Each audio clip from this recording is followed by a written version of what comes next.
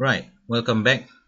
So after we have kind of initiated the sunlight, now we're going to create some kind of illumination to help us simulate a better picture of the sun coming in from the outside to the inside of the room.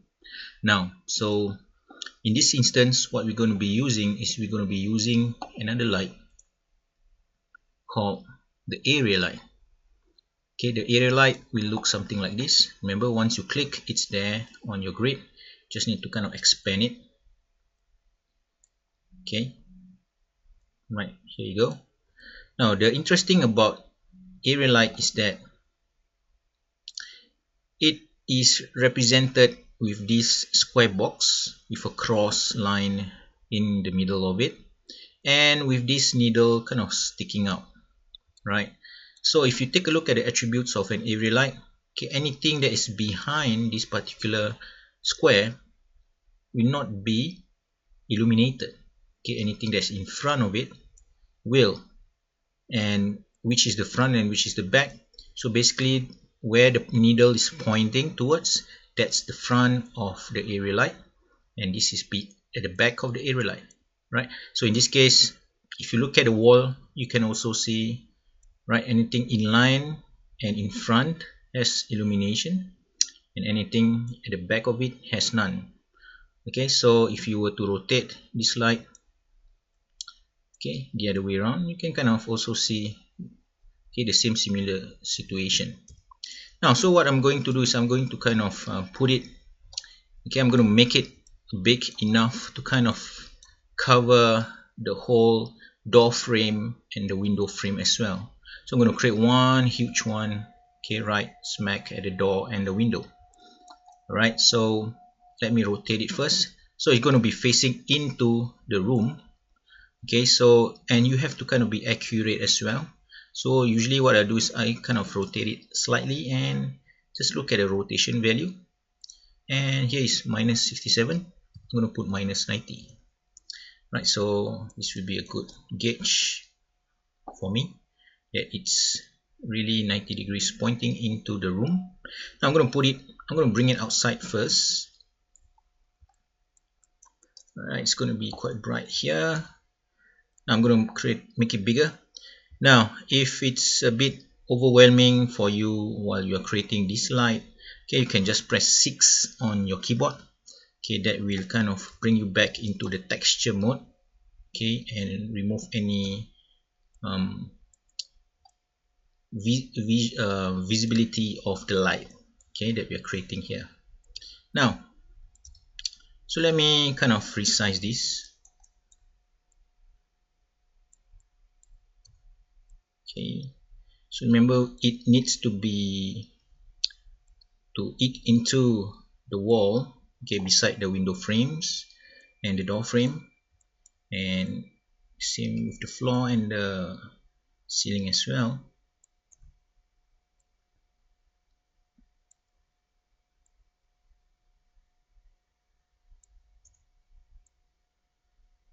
Okay, something like this. Now, and then let me check whether it's big enough to cover the windows and the door. No, right, we still have a bit more here.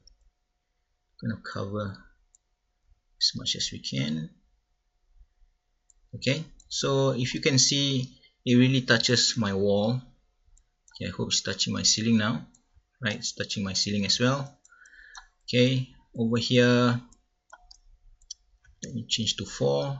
Right, you can also see it's touching my wall, and also it's touching my floor. Right, so just have a look again. Right, nope, it's not there yet, so maybe just lengthen it a little bit more. Okay, so that should be good,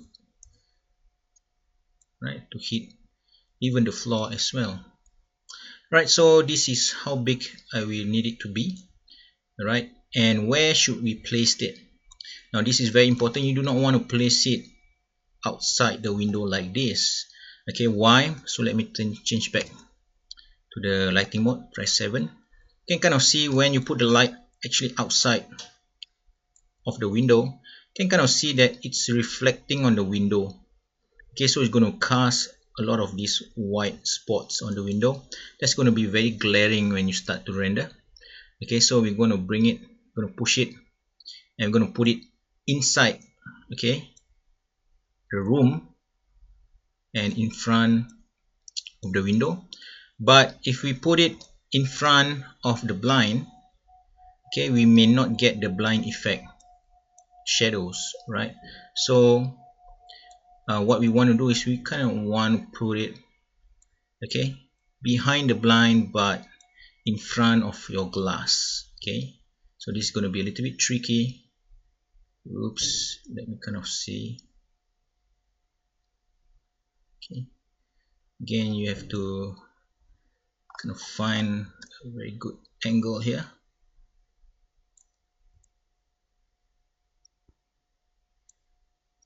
Okay, so right, okay, from here I can kind of see if it's cutting my blinds or it's just slightly behind my blinds. Okay, but it will be in front of my glass. Okay, that's what I really want. Okay, now if you take a look at the wall as well, so this is going to give a very nice kind of bright shine on the wall near the windows and the doors as well. Okay, so now let's go to our camera and let's do a render.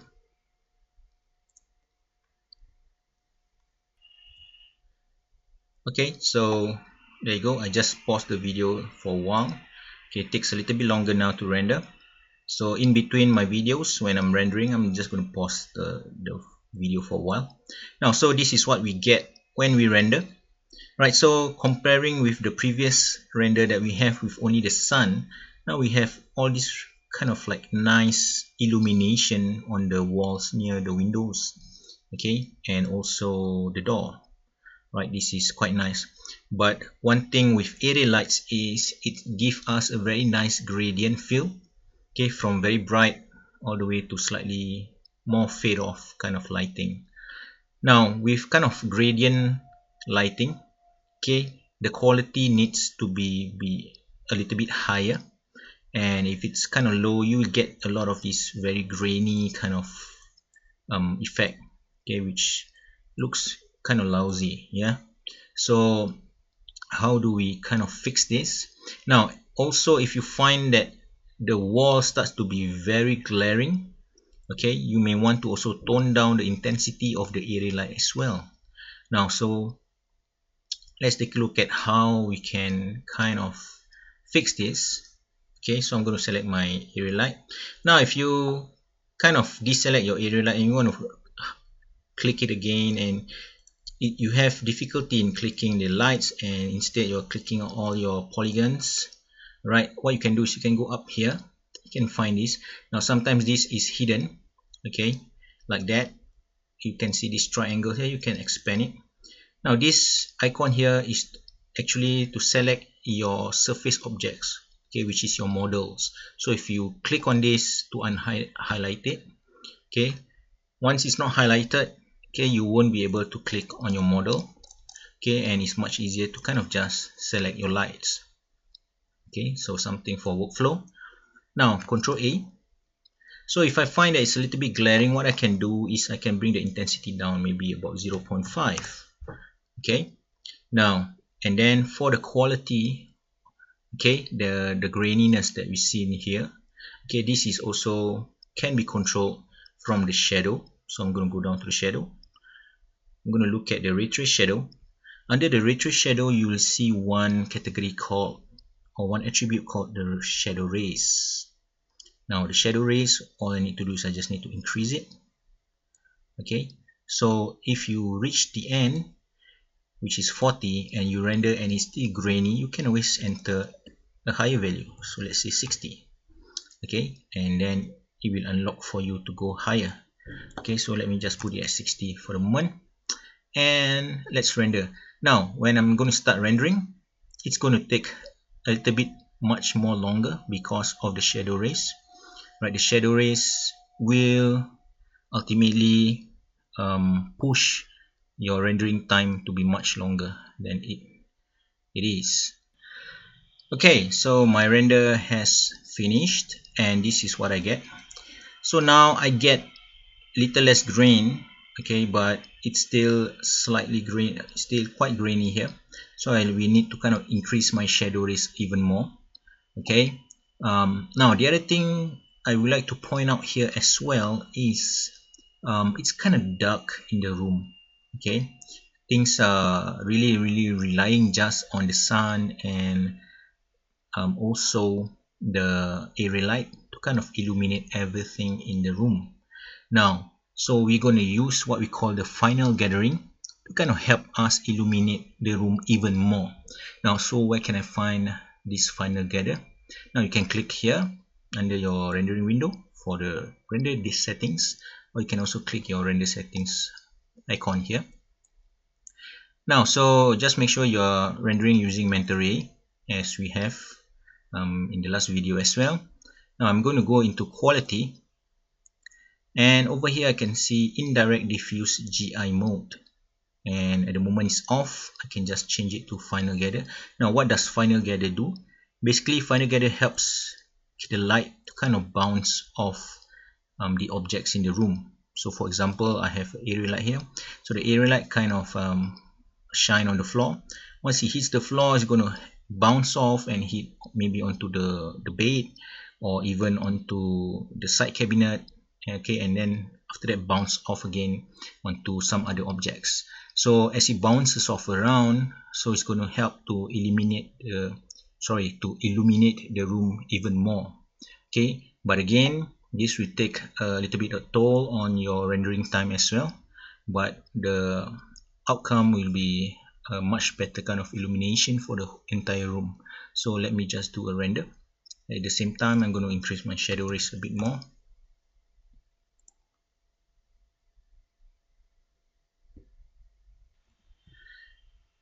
Okay, there you go.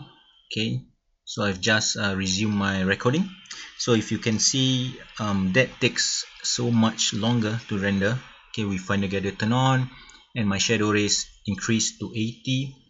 My render time was about 4 minutes and 4 seconds, right? So but again here we can kind of see that the quality is so much better now, and the room is technically much more illuminated, okay, overall.